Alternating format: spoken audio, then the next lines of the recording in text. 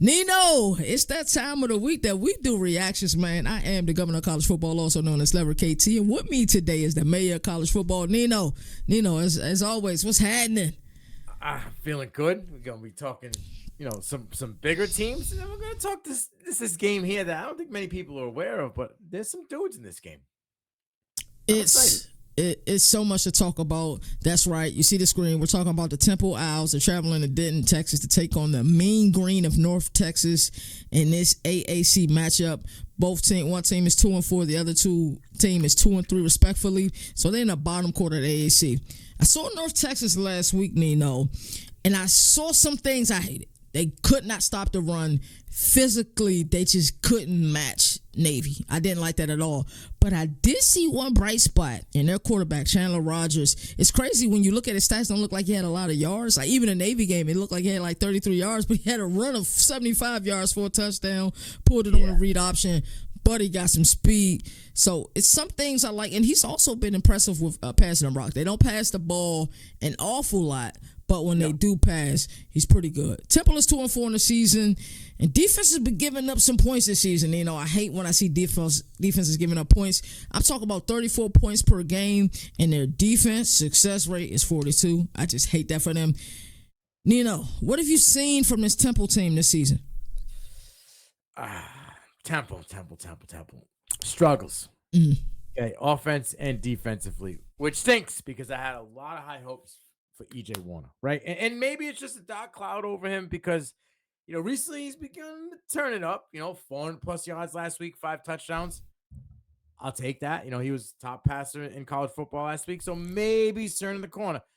I shouldn't say turning the corner. I mean, he's not really that bad. 12 touchdowns, 5 picks. It's not a bad ratio, right? 56% completion. That kind of is a little alarming. Yeah. But close to 2,000 yards, 1,741 yards. So, not bad. But the offense as a whole just not good. Ranks 101st in the nation, only putting up 23 points per game. And that defense is allowing 10 more points in their scoring. So hence the 2-4 record, right? I would just like to see. Last week was more of a balanced offense, okay? They were running the ball. I'm not saying they went buck wild running the ball, but they were able to use the run, with the two-headed monsters they have in Hubbard and Smith. They were able to use that run to set up the pass. They were able to protect Warner just enough so we could stay upright and deliver the ball. I just need to see more consistency, right? Was last week the outlier, or was last week what was supposed to be, and they're just finally coming around to it? I like it a lot. So let's talk more about North Texas. This defense is giving up a lot of points as well. And when I seen their success rate, I almost broke my computer screen, bro. Defensively, their success rate is 48.4%. You know how difficult it is to do that, Nino? Talk to me more about what you've seen from this North Texas team so far this season. Yo, 40 points per game sounds terrible, right? But 133rd out of 133 teams, that's bad. Like, you couldn't stop a nosebleed. No. You couldn't stop. It's like a wet paper bag, bro. Everything goes right through it. You can't stop nothing. It don't matter if it was a freshman in high school or a freshman in college. You can't do anything. And I don't mean to sound bad about it, but Eric Morris got to figure it out. He got to figure it out with whatever that defensive scheme is, whatever they're doing, it ain't working. Now I get it, right? Like 131st worst strength of schedule probably doesn't help the thing to begin with. You know what I'm saying? But all right, you got to stop somebody. You just got to put the effort in. Now, you mentioned him, and he's been an anomaly because I play college fantasy football. So Chandler Rogers pops, right? Because he's a dude who can throw the ball, and they're not throwing the ball too much, but he's a dude that can extend plays and run and use his legs. 136 rush yards, 3 touchdowns, right? Just over 1,100 yards. They don't throw the ball much, but he's just over 1,100 yards, 8-to-1 touchdown interception ratio, and he's at 63% completion. But there's a guy on this offense that people are really not talking about because most people thought Oscar Adaway III was going to be the running back, right? He was going to be the guy to take over the room, but he's only got about 151 yards this year, and he's averaging less than 4 yards per carry. But lo and behold, This gentleman, Adedeo, man, he has come on the scene. The man's averaging 7 yards per carry. So yes, they don't throw the ball very much, but they don't need to when you're getting 7 a pop, right? 36 attempts, 417 yards, 3 touchdowns, and 7 yards per carry on the ground. Now you add in Rodgers' legs and his mobility here, and that's how they're extending plays. Now they're starting to get into their own a little bit, right? And they're starting to find their identity because I feel like the first 5 weeks of the year was just kind of like flip a coin. Whatever's working this game, we're riding it till it's broken. But they're starting to become an offense, and the Mean Green is starting to get an identity. And I think this game it could be that that game where they look back and say, "When did it turn?" This might have been And the be game. the That game. turned. Yeah. I love it. Nino, I always ask you every week, tell me the players to watch offensively and defensively. I think where you don't get enough credit at, you don't just give us the layups. Matter of fact, you rarely give us a layup. You give us players that NFL scouts or scouts for the Senior Bowl, players that they be like, I saw him play before, but now that Nino mentioned him, let me look at him a little bit more. So tell me the players to watch both offensively and defensively for both teams. Well, I mentioned for Temple that they had a two-headed monster in the backfield. Devon Hubbard and Jaquan Smith. Hubbard's only got 38 attempts for buck 58, 3 touchdowns. So he does find the goal line, find the red zone, and he gets it in there. But it's more of Smith for me. 50 attempts, 244 yards, and a touchdown. And he also has a receiving touchdown. So he's got the hands. He can come out the backfield as a pass catcher in those untouched blitz situations where the guy just coming with nobody in front of him. You can dump it off to him, and he can extend the play. Now, for a team that don't throw the ball very much, they are now Temple. They hadn't really had success early in the year. Amon Anderson's having a good year for a wide receiver. 25 receptions, 372 yards.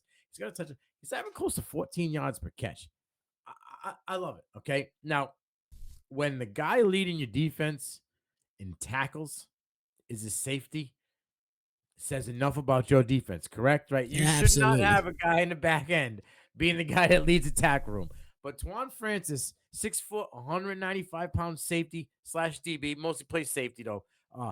42 tackles. He's got 30 solo, 2 PBUs, a pick, and 3 tackles for loss. So not only does he can play in coverage and has hands, right?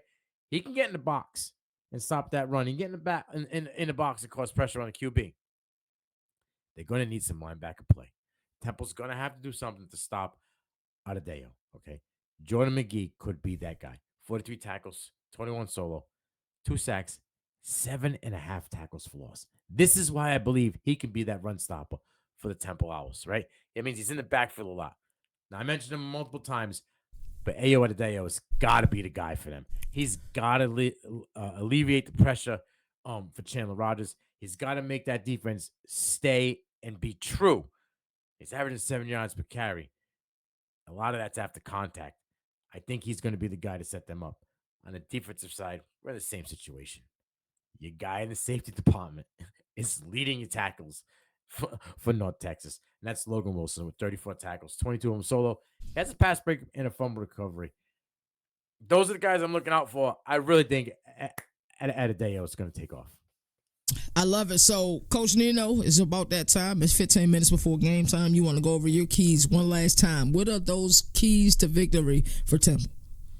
Piggyback off last week's 600-yard offensive performance, right? Let EJ Warner cook and have that two-headed RB monster pound it for close to 5 yards per carry.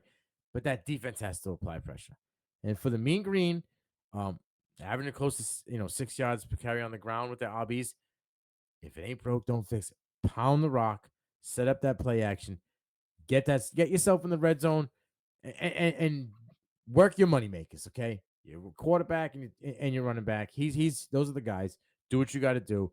I form, stack it up, get them in goal line situation and put points on the board. Long drives. I love it. So now I need you to teleport into the other locker room and give North Texas, that Mean Green team, their keys to victory. Just stop somebody, please. Just stop somebody. Because 39.8 points per game is legitimately the worst in the nation. Like, could the Mean Green stop me and you right now? And we're only 5'6". No. Right? I don't think they could. The fact that the leading tackles on the team, like I mentioned before, are DBs and safeties is a gleaming problem. Body somebody. I don't give a shit if you're coming in and you are the fourth string linebacker, snot bubble somebody coming out the hole. Set the precedence and fire this team up because they need it and they need it ASAP. I love it. So coming into this game, Temple is a 7-pound dog with the over under being 70.5. That's a lot of points, I guess, because neither team can play defense. Nino, who will win and why? Give me Temple. Okay. The 7 points scares the shit out of me. Right. Okay. I have a feeling it could be 3. Mm-hmm. But I think it goes over all day long, without a doubt. They couldn't. Both of these teams can't stop a nosebleed. So I think you could see 50 by the beginning of the third quarter. I love it. I would have to agree with you. I believe that Temple has I'm surprised they're 7-point dogs in this game. I believe they have a little bit more than North Texas has. And just seeing how Navy won the game, it wasn't that they won, it was how they won. It was physically, you know what we're going to do, but can you stop it? And the answer was no, and no again. So I have to take Temple, and it might be one of the most exciting games of the weekend. It wouldn't surprise me if it was one of those, 42-38 type games. I'm going out and saying that this is probably going to be the highest scoring game of the week. I wish that was a bet. That would be a safe bet. I would love that bet. So we previewed this Temple North Texas game. I am the Governor of College Football, also known as Lever KT, and with me as always is Nino. We will see you next time. Peace.